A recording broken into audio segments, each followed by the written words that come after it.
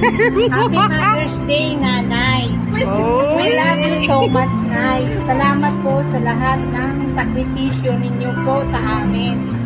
Ikaw ang pinaka-ilaw namin lahat. Salamat po, Nanay. Mahal na mahal ka namin, Nay. Sino ba yun? Secret Love admirer you, mo. Your Chris Maria. Anak, thank you so much sa surprise ninyo. Kaya pala ako pinapatalikod nila kasi may surprise kayo sa akin. So much sa effort ninyo. Happy Mother's Day sa inyo tatlo. Wow.